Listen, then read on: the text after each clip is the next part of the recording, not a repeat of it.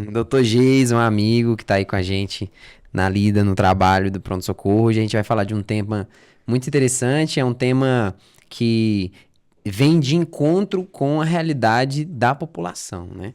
Eu acho que isso está relacionado tanto com as causas de morte das pessoas, nitidamente, né? E a causa das pessoas procurarem um médico na maioria das vezes. Então hoje nós vamos falar sobre a pressão alta. Jason, existem várias perguntas para fazer para você aqui, que inclusive não estão no roteiro, que eu quero te surpreender com algumas perguntas para a gente tentar esclarecer algumas coisas.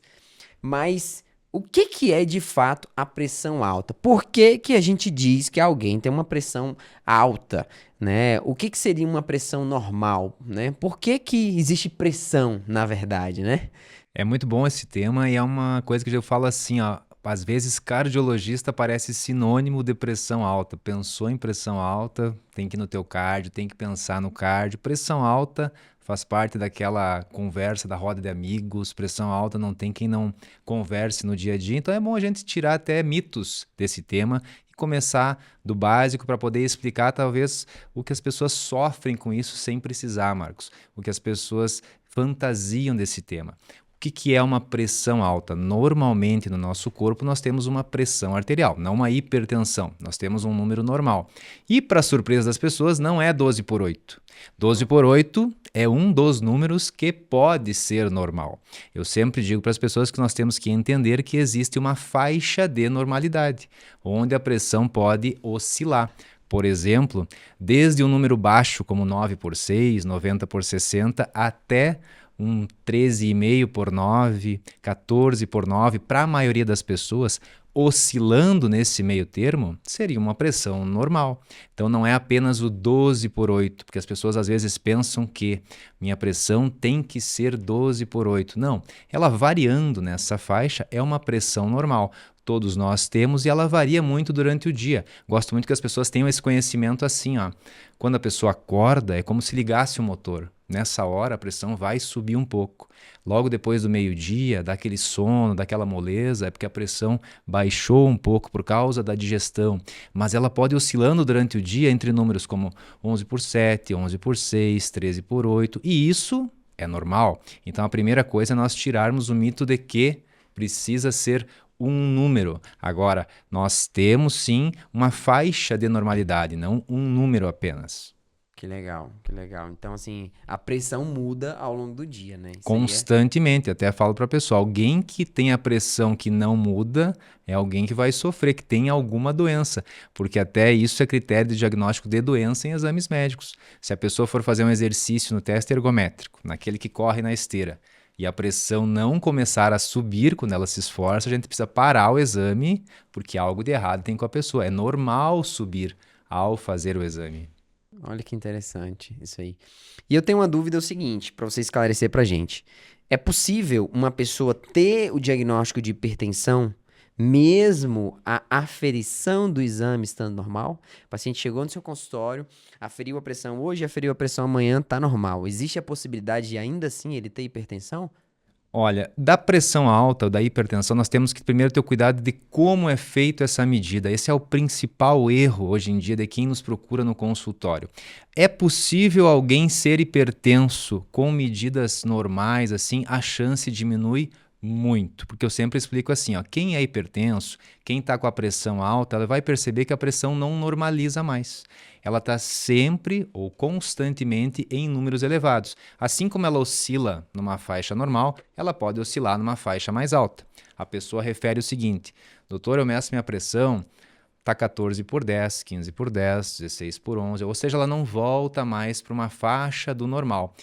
Quando ela costuma voltar para a faixa do normal, Marcos, é sinal que a pessoa não tem pressão alta. É sinal que aquelas outras medidas foram por algum motivo.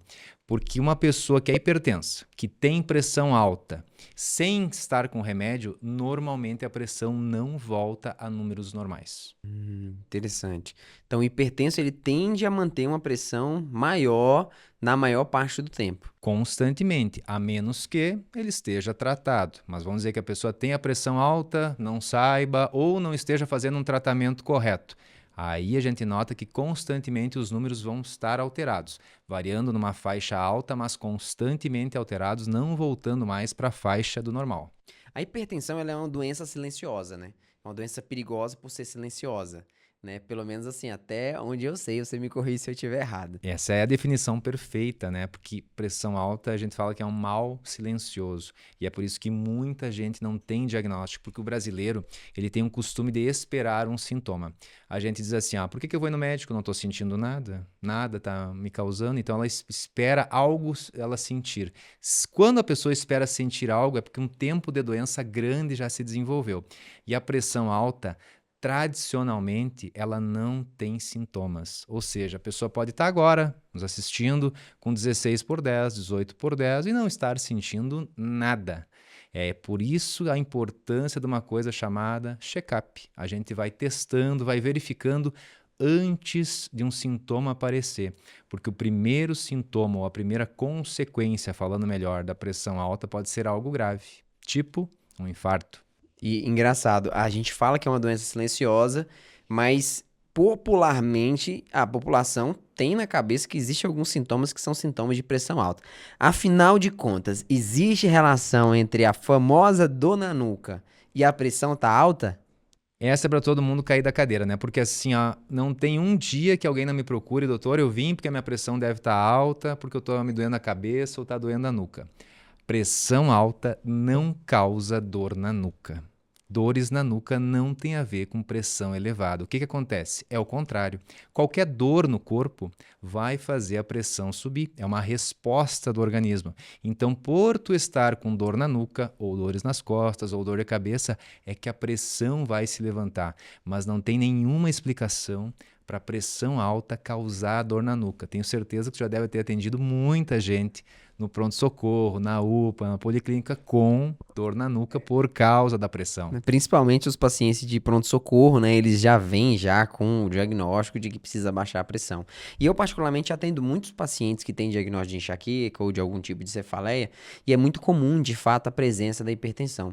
E às vezes, a população, de fato, fez a associação errada, né? Eles fazem associação como a pressão alta sendo a causa da dor de cabeça e muitas das vezes deixa de tratar de maneira inadequada. E dentro da dor de cabeça, da cefaleia, da enxaqueca, que causa pressão alta, às vezes o paciente vai lá, toma 2, 3, 4 tipos de antihipertensivo no pronto-socorro, a pressão não abaixa, porque está fazendo o tratamento da causa errada. Exatamente. E dentre dessas coisas, eu queria perguntar para você o seguinte, existe algum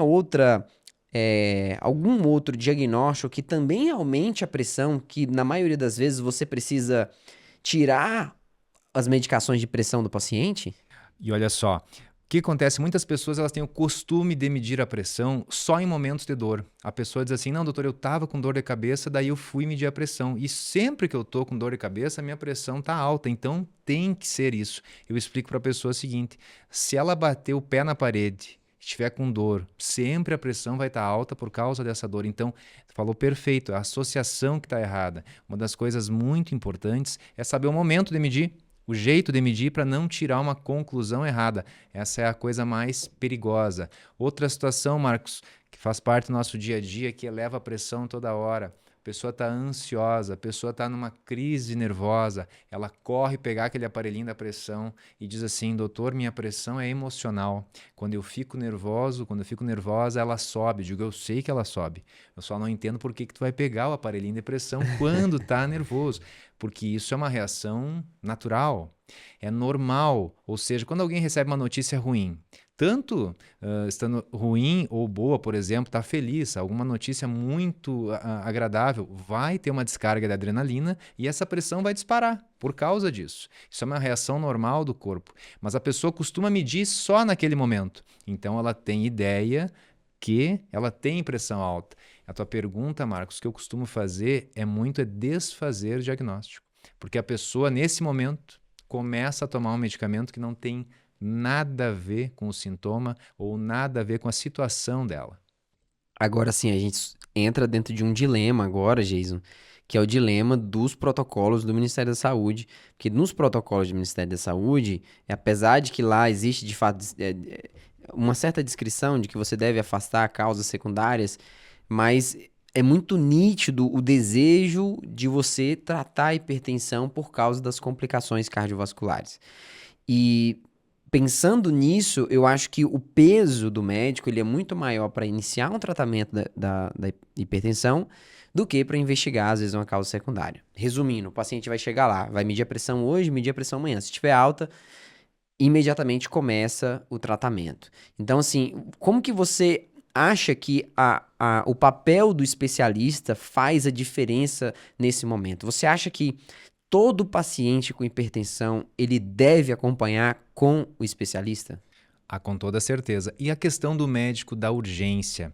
Eu concordo na dúvida, tratar. Eu acho que é melhor a gente pecar por um excesso do que deixar alguém sem tratamento. Até porque muitas vezes numa urgência, numa emergência, não dá para ter toda aquela conversa, explicar tudo para o paciente, o que está envolvido. E o paciente está esperando, às vezes, um tratamento, até para tratar a ansiedade dele daquele momento. Não há problema em se iniciar uma medicação naquela hora. Mas o que eu sempre recomendo é que se diga ao paciente, olha, busca confirmar esse diagnóstico, busca saber se realmente a tua pressão está se desenvolvendo. Por quê, Marcos? Porque remédio para pressão, às vezes, é para uma vida toda. Então, como é que eu vou decidir que uma pessoa vai ter que todo dia tomar algo que foi tomado só por causa de um plantão, foi tomado por causa de uma situação de urgência, de uma situação que ela viveu naquele dia, e talvez ela ganhe um diagnóstico que pode não se confirmar, de tomar algo para a vida toda dela, que pode, além de não trazer um benefício, no caso dela, trazer muitos efeitos colaterais, trazer complicações, até mesmo questões financeiras, às vezes tem envolvida para as pessoas. Então, assim, ó, a urgência, tranquilo. Na dúvida entre tratar ou não, a gente vai tratar. Mas o acompanhamento com o especialista, principalmente para confirmação do diagnóstico, é isso que eu acho que faz a diferença na questão da pressão alta. Confirmar se aquilo tem que tratar ou não. Então, assim, a pessoa que está assistindo a gente agora, nesse momento, ela tem pressão alta. A sua recomendação é que ela passe com o cardiologista? Com toda certeza. Recebeu o diagnóstico de hipertensão, ganhou uma medicação para usar. Vai lá, confirma, faz alguns testes, ouve, vamos esmiuçar a história. Como é que foi que descobriu? Por que que iniciou? Em que momento estava? Como foi aquele diagnóstico? Para confirmar. Para tua surpresa, o que eu mais faço em consultório é desfazer esse diagnóstico. A gente suspende medicações, explica para a pessoa como foi a situação, manda fazer um controle, faz alguns exames e aí descobre que a pessoa não tem pressão alta, que foi alguma outra coisa, por exemplo, uma enxaqueca, uma crise nervosa, um transtorno de ansiedade, dores crônicas como fibromialgia, e aí ela vai tratar a causa correta e não ficar usando uma medicação para apagar um fogo sem ter o diagnóstico daquela causa, que é o principal. Então, muitos pacientes vão chegar para você com esse diagnóstico, né? E às vezes ele vai pensar, como você mesmo falou, que vai ter que ficar fazendo aquele tratamento pelo resto da vida. E às vezes vai ter que ficar. Mas pressão alta tem cura? Pressão alta tem cura, porque a maioria dos casos de hipertensão, eles vêm de um estilo de vida. Não é uma coisa causando a pressão alta, mas é uma soma de fatores. E se a gente age nesses fatores, eu consigo regular a pressão da pessoa de uma forma que ela se cure. Por exemplo, muitas pessoas têm pressão alta por um estilo de vida sedentário, está acima do peso, está fumante, está num nível de estresse muito alto, e tudo isso vem colaborando para que ela desenvolva a pressão alta. Se a gente age nesses pontos, eu reverto isso e muitas pessoas que estavam usando o remédio deixam de usar. Então, para surpresa das pessoas, pode se curar da pressão alta? É claro que pode. Um exemplo que as pessoas conhecem são pessoas que fazem cirurgia bariátrica. A pessoa tinha um peso muito elevado, fez uma cirurgia, a cirurgia curou a pressão? Não. A perda de peso foi muito grande e a pressão tem uma ligação direta com o peso. A pessoa, quando perde 30, 40, até vezes 50 quilos, a pressão reduz junto e a pessoa nos conta. Doutor, eu usava remédio para pressão, hoje em dia não uso mais. Ou seja, a perda de peso causou a cura dela. Então, pressão alta pode ter cura? Com certeza. Então, vou fazer uma pergunta mais direta, até para gerar um clickbait aí legal na hora da postagem. Doutor, se eu perder peso, eu sou uma pessoa hipertensa, se eu perder peso, a minha pressão vai abaixar? Com toda certeza. Tem uma ligação entre a cada 10 quilos de peso perdido, um ponto na pressão. Por exemplo, tua pressão está 15 por 10. Se tu conseguir perder 10 quilos, naturalmente ela já vem para 14 por 9. Ou seja, a perda de peso tem uma ligação direta com o controle da pressão. Então, o contrário também é verdadeiro. Quanto mais peso eu ganhar, maior a tendência de eu me tornar uma pessoa hipertensa. A chance de uma pessoa que está engordando, ganhando peso, começar a desenvolver pressão é direta. Quanto maior for o ganho de peso, maior a chance dela começar a ter pressão alta. É por isso que nós estamos tendo algo que não tínhamos no passado. Crianças acompanhando com cardiologista porque estão hipertensas, porque estão tendo pressão alta. Nós estamos vivendo uma epidemia ou uma pandemia, como as pessoas sabem, de obesidade. Nós estamos tendo muitas crianças acima do peso. Não é aquela criança gordinha, um pouquinho acima do peso. A gente está falando de pessoas excessivamente acima do peso. E isso tem uma ligação direta com os níveis da pressão arterial. Então, a pessoa está muito acima, começa a ficar hipertenso. O ganho de peso, o aumento de peso está diretamente ligado a desenvolvimento de pressão alta. Legal. Então, eu vou até de novo fazer mais uma pergunta direta, né? Porque existe dentro da cultura popular, ou do conhecimento popular, a ideia de que a criança, quanto mais gordinha, mais saudável ela está. E você aqui, como cardiologista, acho que é o momento ideal da gente trazer esse esclarecimento. Qual que é o problema de você ter uma criança obesa do ponto de vista da cardiologia? Há muitos problemas. O primeiro é o seguinte: fatores diretamente relacionados a problemas cardiovasculares. O primeiro é a pressão alta, que está diretamente ligada. Outra coisa é um envelhecimento precoce do sistema cardiovascular. A gente sabe que pessoas que estão obesas e que ficam obesas por muito tempo, as artérias envelhecem mais cedo, tem placas de gordura mais cedo. E um dado alarmante, assim, Marcos, que a gente tem de pesquisas, é que uma criança que até os 10 anos, por exemplo, tenha sido obesa, tem uma chance de 80% de ser um adulto obeso. Uma criança que foi obesa tem uma chance grande de se continuar um adulto obeso. Por quê? Hábitos, estilo de vida. Ela cresceu aprendendo a ser assim. Então, esse é um dos nossos principais pontos de alerta para os pais. Nós não tínhamos isso. Nós estamos tendo cada vez mais crianças acompanhando com cardiologista, e isso está sendo pelo nosso estilo de vida, por uma alimentação completamente errada. A gente falou aqui que a hipertensão é uma doença silenciosa. Mas assim, eu já tive pacientes, e eu imagino que você também, que chegam lá com a pressão alta e eles são extremamente resistentes de tomar medicação porque eles vão falar justamente isso. Doutor, essa é a minha pressão normal. Eu tenho uma pressão de 160 por 90 por 100 e eu não sinto nada. Por que que eu vou tomar medicação? Essa é a minha pressão normal. Existe isso de uma pessoa ter uma hipertensão fora do padrão de normalidade e a gente ainda assim continuar considerando ela normal? Ou mesmo que o paciente não sinta nada, uma pressão acima do normal, ela deve ser tratada? Essa é uma queixa frequente. As pessoas dizem assim: não, doutor, eu me sinto bem com 16 por 10. Se a minha pressão ficar 12 por 8, eu começo a me sentir mal. Porque para mim é diferente. Isso não existe, e isso foi testado ao longo de muitos estudos. Mesmo que a pessoa não sinta nada com níveis elevados, a gente sabe que ao longo dos anos eles vão fazendo mal. Para as pessoas entenderem o que é esse mal, pressão alta ao longo de um tempo judia os órgãos, que é aquilo que a gente chama de lesões em órgão-alvo. Por exemplo, teu rim precisa trabalhar mais, teu coração precisa trabalhar mais, e ao longo do tempo eles cansam. Ao longo do tempo eles não conseguem mais. E aí nós vamos tendo consequências.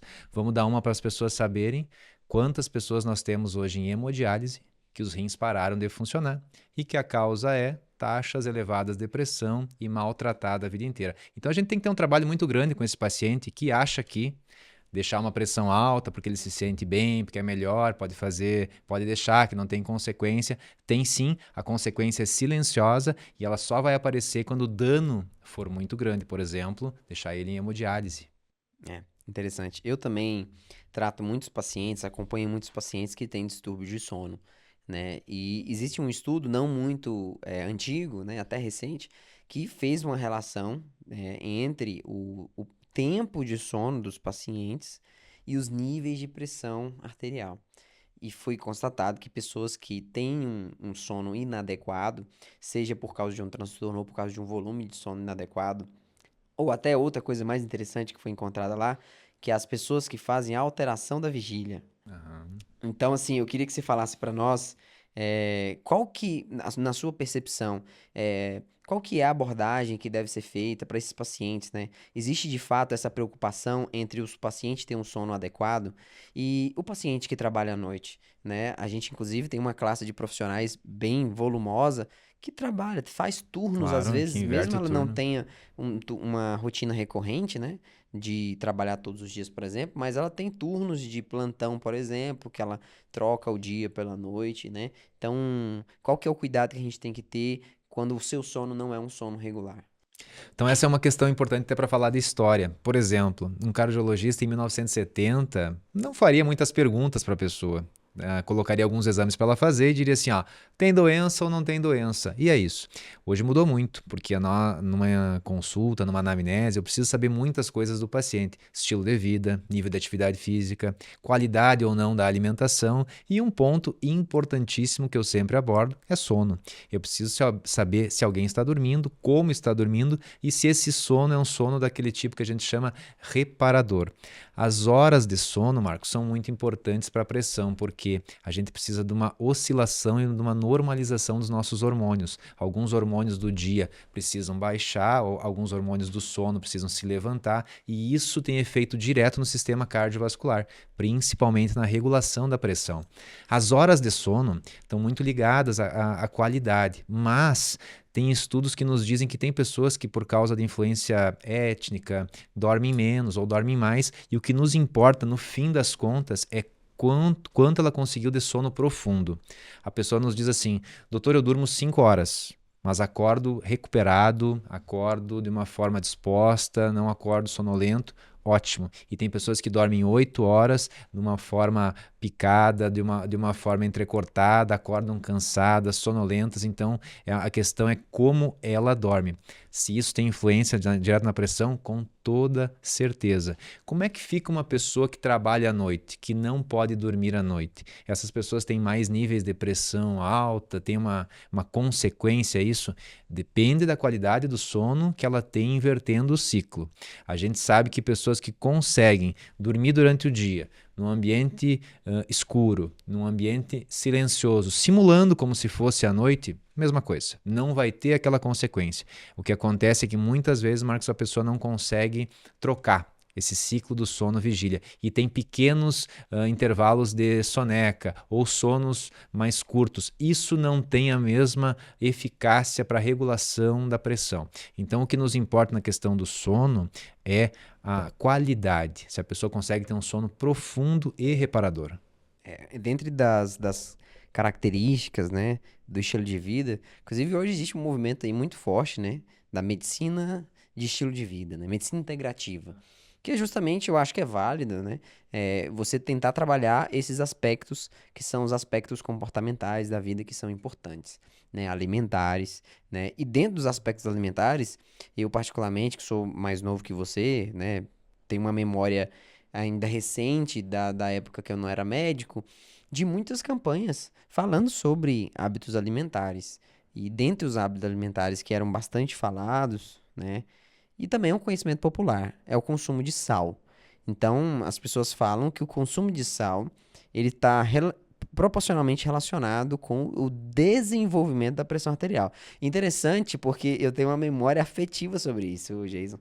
Meu pai falava que o meu tio faleceu, ele faleceu de infarto, ele provavelmente tinha hipertensão arterial, mas o meu pai falava pra mim, pra falar pra eu comer pouco sal, que o meu tio tinha morrido porque comia muito sal, entendeu?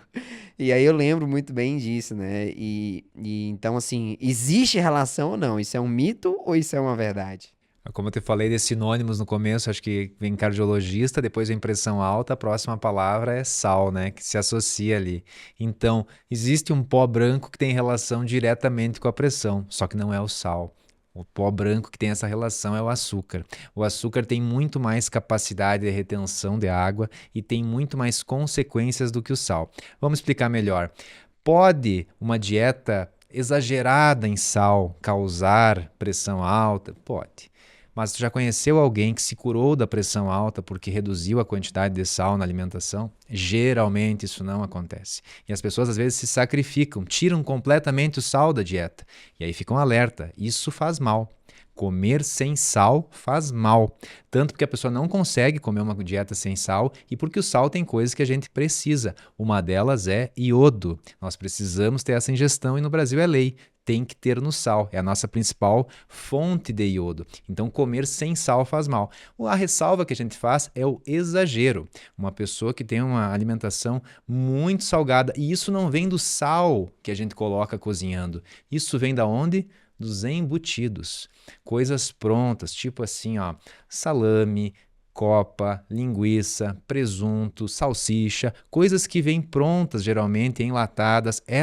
Esses produtos que estão quase se afastando do nome de alimentos, têm uma quantidade de sal muito grande. E aí sim, pode ocasionar pressão alta, níveis elevados. Agora, que a gente tem que fazer uma restrição enorme de sal para quem tem pressão alta, não é a recomendação de hoje. Qual que é o nosso ponto? Qual que é o foco? O pó branco que está relacionado com pressão alta é o açúcar. Além dele reter mais água do que o sal, ele causa uma consequência direta que aumenta muito os níveis da pressão, que é diabetes. O desenvolvimento de diabetes pelas dietas com alto teor de açúcar hoje é o principal ponto, a principal causa de hipertensão no Brasil, com toda certeza. Por que nós estamos tendo mais pessoas com pressão alta com cada vez menos idade? Pelo aumento de consumo de açúcar. Então, o consumo de sal, ele não vai causar, ele não entra dentro das causas que vai desenvolver a pressão arterial. O consumo moderado de sal, cozinhar com sal, como a gente coloca, não é o ponto principal da causa de pressão alta. Isso com toda certeza. Na questão principal do açúcar, né, que é o maior vilão de fato, né, hoje da nossa sociedade, porque todos os alimentos eles são ricos em açúcar e a maioria da população, a gente tende a ter uma dependência muito maior de alimentos ricos em açúcar, A né? palavra está perfeita, é dependência, e dependência se aproxima muito de vício. E o principal do açúcar, Marcos, é o açúcar disfarçado. Porque quando eu pergunto para um paciente, consome açúcar? A resposta é automática. Não, eu não coloco um pouquinho no café. As pessoas acham que é aquele açúcar só que usa para adoçar. Açúcar tem quase tudo que vem pronto do mercado. Aquele pão, aquele bolinho, aquela bolacha, massa pronta, coisas que estão com a validade muito alta. Sorvete. Exato. Coisas que as pessoas costumaram comer como refrigerante, que faz parte do dia a dia. A quantidade de açúcar que tem nisso é exorbitante, é enorme. Sempre deixo aquele alerta. Se alguma coisa no mercado tem uma data de validade muito grande, pode saber. O que faz segurar essa validade é a quantidade de açúcar que tem lá. Muitas vezes vem com o nome disfarçado. Está escrito lá, 0 açúcar e cheio de carboidrato. É a mesma coisa, é apenas um disfarce da indústria. E hoje nós temos uma alimentação, Marcos, que é baseada nisso daí. As pessoas comem açúcar numa quantidade que não se via antes, diretamente ligada à obesidade, diretamente ligada à pressão alta. E, inclusive, até puxando aqui pra mim, a ideia que faz toda a diferença é você pensar que o açúcar, para o nosso cérebro, ele é como se fosse uma droga, né? Então, o nosso cérebro ele funciona de maneira a entender o que é importante para a sua sobrevivência. E o açúcar ele age no nosso cérebro causando uma dependência muito similar a vários outros tipos de drogas, porque é uma fonte primária, fácil de energia, né? Então, isso acaba fazendo com que, de fato, essas pessoas elas tenham hábitos de vida que sejam muito difíceis de serem desvinculados. Por isso que a taxa ela é crescente, porque é muito difícil uma pessoa que tem um comportamento errado de alimentação conseguir corrigir, né? Geralmente é um esforço muito grande. E eu achei interessante que você falou que as crianças, né, que têm obesidade tendem a ser um obeso adulto e é justamente por causa dessa questão comportamental. O efeito do açúcar no cérebro ele é viciante, né? Com certeza, porque o açúcar atua em áreas do cérebro que ele libera hormônios do prazer. E isso o cérebro associa que cada vez que a pessoa comer aquilo, vai liberar de novo. E a pessoa vai se sentindo bem com a ingestão de açúcar. Outra coisa, o açúcar é muito calórico. O nosso corpo entende que quanto menos ele comer e mais calorias aquilo tiver, mais seguro ele vai estar. Então ele associa que aquele alimento é melhor. Falando das crianças, eu nunca conheci uma criança que chegou numa obesidade importante e que não tivesse açúcar envolvido. É muito difícil alguém conseguir ficar obeso comendo comida. Diz assim, doutor, eu fiquei obeso, eu tô com peso muito acima por causa de fruta que eu tô comendo, por causa de arroz, feijão e carne. É difícil. É possível? Sempre é. A quantidade está sempre diretamente relacionada. Mas sem açúcar, sem refrigerante, sem sobremesa, sem pães em excesso, é muito difícil alguém chegar num peso muito grande. E açúcar, como eu falei, retém muito mais líquido do que sal, diretamente ligado com a tua pressão. Agora você falou, eu realmente, assim, eu tive contato com o pessoal que trabalhava com a mão de obra direta, né, de prestação de serviço, e muitas dessas pessoas, elas têm um padrão de alimentação bem simples, arroz, feijão e carne, e é muito difícil você ver essas pessoas com obesidade. É muito difícil engordar com comida.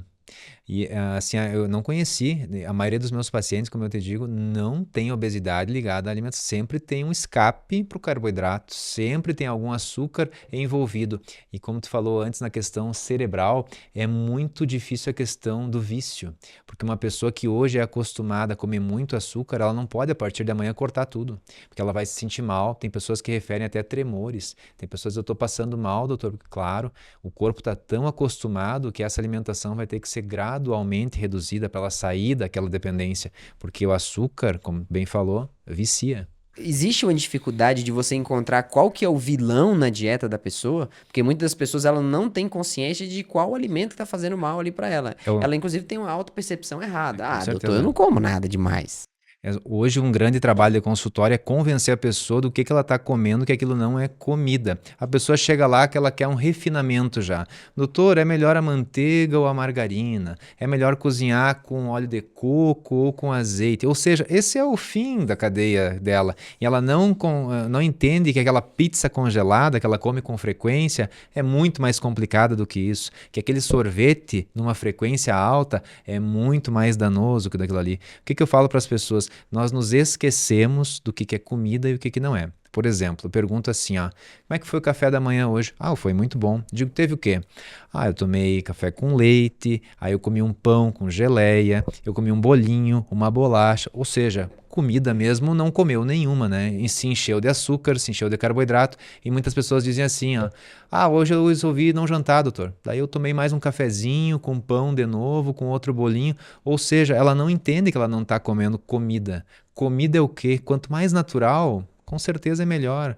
Comida a gente compra na quitanda, no açougue, na fruteira, no mercado tem produto químico, outras coisas. Sabe o que eu costumo dizer? Se não é bicho e nem planta, não é comida. Exatamente. Quanto mais natural for, entendeu? Assim, aquilo menos conservante tem, menos açúcares tem uma qualidade de fibras, vitaminas, minerais muito maior. Então nós temos que convencer hoje as pessoas a voltarem a ter uma alimentação mais próxima do natural e mais afastada de produtos químicos, que tem uma carga de açúcar, uma carga de sódio elevadíssima e está nos deixando muito acima do peso.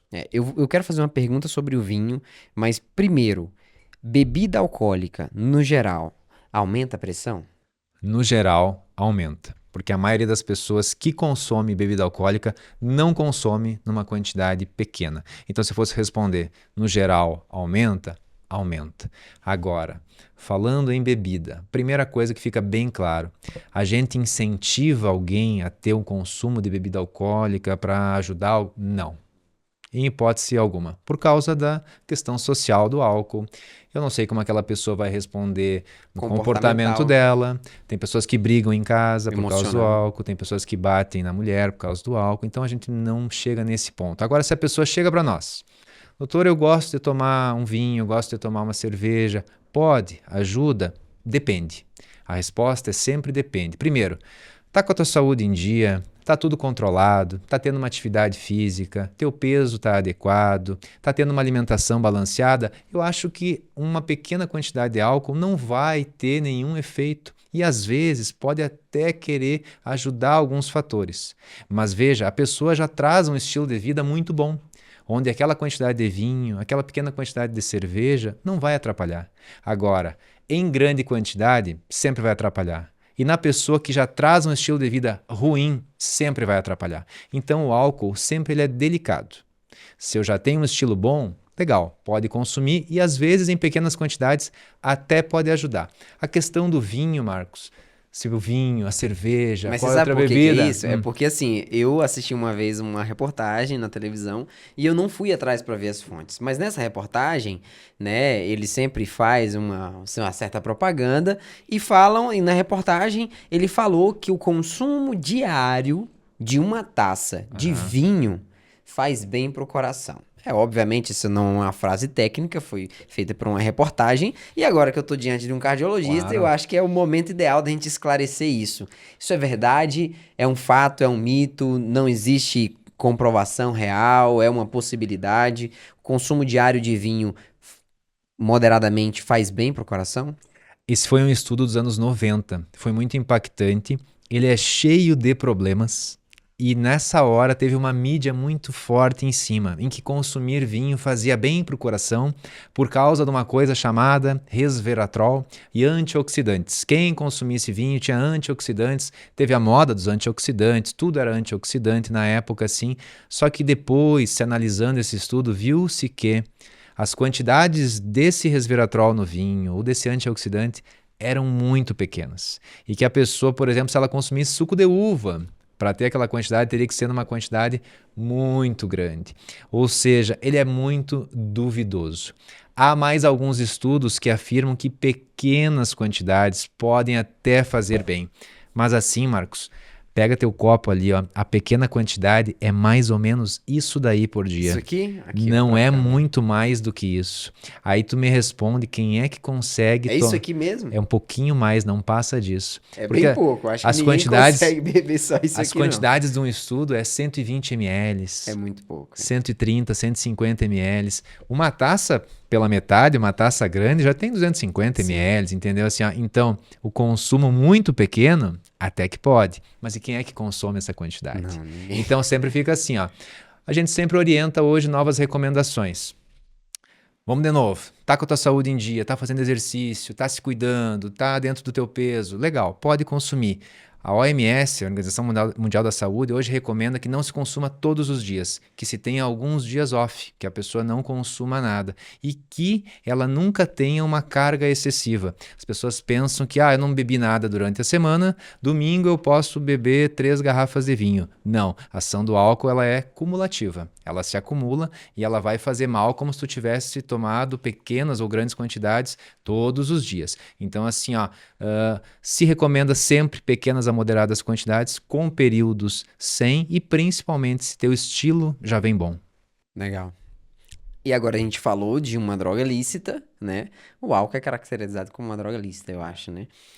E agora a gente vai entrar dentro de algumas coisas que são interessantes, porque hoje existe, de fato, um uso indiscriminado de substâncias anabolizantes.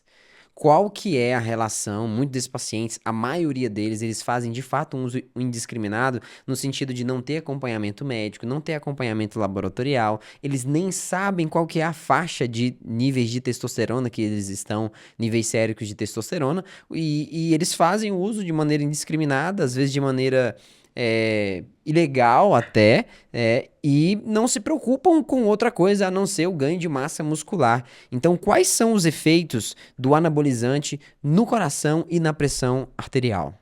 Primeiro ponto, tem pessoas que precisam fazer uma reposição hormonal por causa da idade, por causa de níveis corretos medidos. Ok, isso aí não causa nenhum mal. Geralmente aumenta a qualidade de vida, aumenta níveis de saúde da pessoa. Isso é um ponto. Reposição em quem, por causa da idade, por causa da composição corporal, está com níveis baixíssimos de testosterona. Agora, o outro ponto que nós estamos enfrentando são pessoas que estão fazendo reposição. Então, pessoas fazendo ciclos, pessoas fazendo uma suplementação absurda, com níveis altíssimos de testosterona por conta própria, por indicação do amigo, por moda na academia. Pessoas chegam para nós, para você ter uma ideia, nível máximo de testosterona, 800. Eu já vi pessoas com 6.000, 5.000. O que acontece? Qual é um dos órgãos que mais recebe essa droga, esse hormônio? É o coração. Onde é que está o problema principal? A gente começa a ter uma pessoa com pressão alta e o coração aumentando de tamanho. E a pessoa, como nós comentamos desde o início, não sente isso. no começo. É assintomático, é silencioso. Ela só vai nos procurar quando algo grave aconteceu. Então nós estamos com um problema gravíssimo pelo uso de anabolizantes. Qualquer coisa que não seja para uma reposição hormonal de uma doença é anabolizante. Eu estou usando aquilo por uma função estética e não por saúde. Traz seus riscos sempre. O coração, o primeiro órgão que se atinge naquilo ali, e nós estamos tendo pessoas jovens com pressão alta, com corações dilatados, com corações fracos, pelo abuso dessas drogas. Então agora vamos fazer um contraponto da moderação, que é o quê? A gente aqui, no nosso intuito não é fazer uma crítica enviesada, né? No sentido da gente desconsiderar a importância do hormônio no corpo Com humano. Até certeza. porque, se a gente for pensar do ponto de vista prático, vamos ser bem sinceros. Muitos pacientes, eu sei que não são todos, mas muitas pessoas, quando elas chegam em níveis um pouquinho mais adequados de testosterona, elas tendem a ter uma qualidade de vida Com melhor certeza. do ponto de vista de realizar atividade física, às vezes é um estímulo para ter uma alimentação mais saudável, porque tem outros fatores envolvidos. Então, assim, para você, se você pudesse considerar hoje um nível para o homem, né? Um nível adequado de testosterona, pensando nessa pessoa que ela já não vai no médico, mas ela tá ouvindo agora o cardiologista e às vezes ela vai ficar com medo ouvindo o cardiologista e ela precisa se preocupar com o nível sério da testosterona dela. O que você diria para essa pessoa, pensando que ela não vai passar no médico? Porque a gente tem, infelizmente, a gente vai ter essa parte da população. Então agora falando para essa pessoa, queria até que você olhasse para a câmera, falando para essa pessoa, a pessoa que ela não vai no médico e ela tá fazendo uso, qual que seria um nível menos arriscado para essa pessoa ter a testosterona dela, sem aumentar muito esses riscos, certo? E ela continuar tendo os benefícios que ela procura. O que você consideraria como cardiologista? Se eu fizer essa pergunta para o nutrólogo, vai ser uma coisa. Se eu fizer essa pergunta para o endocrinologista, vai ser Claro. outra coisa. Mas eu queria saber a sua visão do ponto de vista cardiovascular, considerando que essa pessoa está fazendo exercício diariamente, se alimentando bem, que esse hormônio está sendo algo positivo dentro dos outros fatores. Mas o que você consideraria como um valor assim adequado ou aceitável? Então lá. Primeira coisa, seria raríssimo alguém de 20 e poucos, 30 e poucos anos ter um nível baixo de testosterona que precisasse de reposição. Segundo ponto, esse nível precisa ser confirmado várias vezes, porque às vezes eu tenho influência do laboratório, do momento, do jeito da coleta. Depois disso, várias vezes confirmado, tem pessoas que precisam fazer essa reposição, tem pessoas que estão com níveis aí abaixo de 300, vamos dizer assim, e que já tem uma certa idade. Por exemplo, a pessoa passou dos 45, 50 anos, ok, isso é esperado, isso pode melhorar o sintoma dela. Qual é a chance de uma pessoa de 20 anos precisar repor testosterona? Seria um evento raríssimo. Seria alguém que nasceu com alguma condição genética de uma subprodução incrível. Essas pessoas não estão usando testosterona ou qualquer outro hormônio por uma questão de saúde. Ela não está melhorando nada. Ela está se expondo a um risco e, na imensa maioria das vezes, ela está encurtando a vida. Ela está perdendo anos de vida, trocando algum fim estético, mais músculo, por menos anos de vida. Historicamente, bodybuilders, que nos parecem pessoas muito saudáveis, morrem muito cedo. A gente não vê eles atingindo 90, 100 anos. Tem pessoas que se despedem com 35, 40 pelo abuso de drogas. Usar qualquer hormônio para fins apenas estéticos quase sempre encurta a tua vida.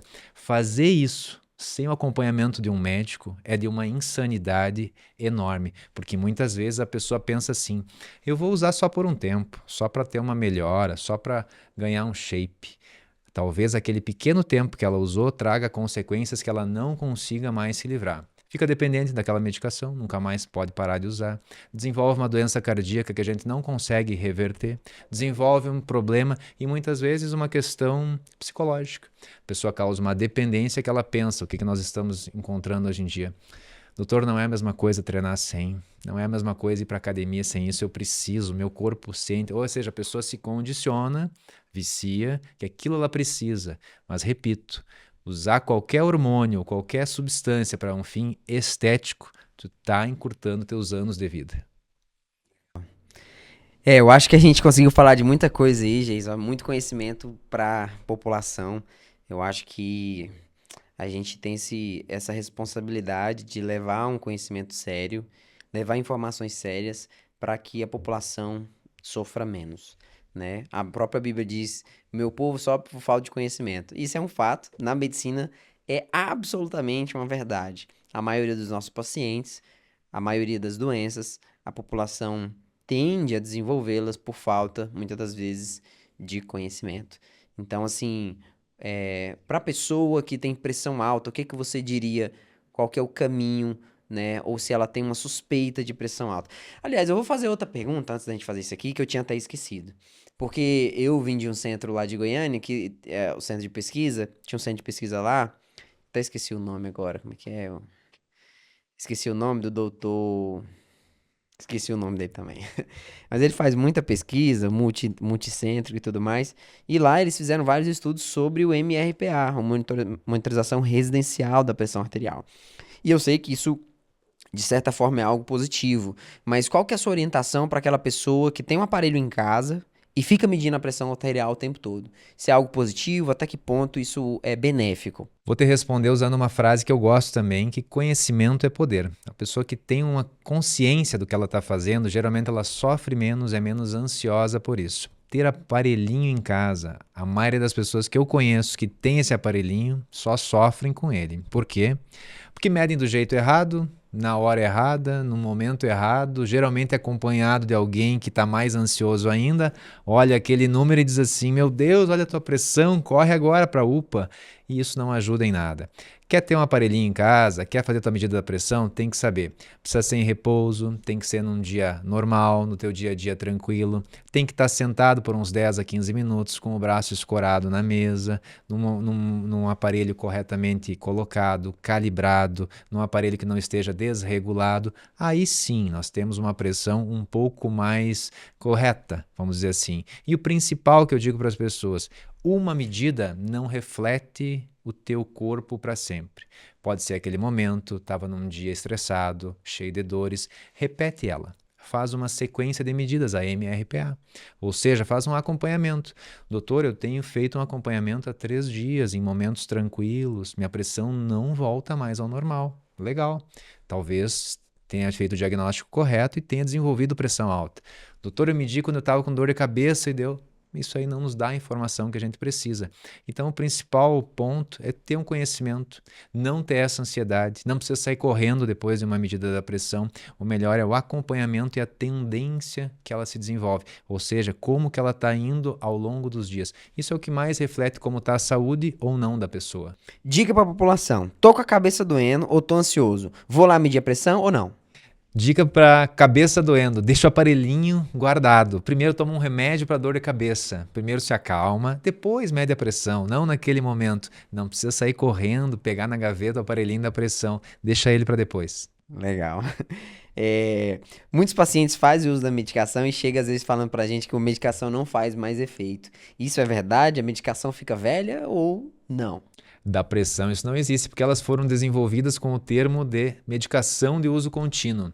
Se há um remédio para usar continuamente, ele não perde o efeito. Aí a pessoa diz assim: mas doutor, eu usava um remédio, agora foi o senhor que me deu. Eu uso 2 e o próximo ano eu uso aí 3. O que está acontecendo? O senhor está se contradizendo. Aí eu explico. O que acontece? Ao longo desses últimos anos, o remédio continua igual. Quem não continua igual é a pessoa que ganhou peso ou perdeu peso, tinha uma alimentação, agora tem outra, fazia atividade, agora não faz, era uma pessoa tranquila, agora não dorme bem, está estressada. Ou seja, a pessoa mudou. E é por isso que ela precisa mais ou menos remédio. O remédio continua fazendo efeito ao longo da vida. Nós temos pessoas que usam remédio para pressão, o mesmo remédio, na mesma dose, há 10, 20, 30 anos, e ele continua lá, fazendo o efeito dele. O que nós temos que cuidar é se a pessoa não vem mudando. O remédio não muda. Legal. Eu acho que a gente conseguiu abordar muita coisa aqui, né? Já, ó. Que legal, prazer, viu, Geis, estar com você. Eu acho que a gente tem muito assunto para conversar. Hipertensão arterial é um assunto realmente que dá para se aprofundar em várias áreas. A gente conseguiria falar só do rim, a gente conseguiria falar só do coração, do infarto, da insuficiência cardíaca, falar do AVC, né? A gente conseguiria falar de diversos problemas que são consequências da pressão alta, doenças oftalmológicas, né? Então, assim, mas que o objetivo final aqui é a gente deixar claro. Pressão arterial é uma doença séria, precisa de atenção, precisa de diagnóstico e de tratamento, não é isso? Pressão arterial é uma coisa importantíssima, uma das doenças mais prevalentes no Brasil, uma doença que traz muitas consequências, como uma das principais, o AVC, que corta muitos anos de vida, mas ela não é aquele vilão diário que para causar aquela ansiedade constante na pessoa. Pressão alta tem tratamento. Pressão alta, na maioria das vezes, é fácil de controlar e em muitas das vezes tem cura. Então, essa é a mensagem que a gente quer que as pessoas entendam. Não é esse vilão que a vizinha diz toda hora, que tem que estar toda hora com aquele aparelhinho medindo. Essa é o que eu queria deixar para as pessoas de alerta. Não fique tão ansioso ou tão preocupado a todo momento com a tua pressão.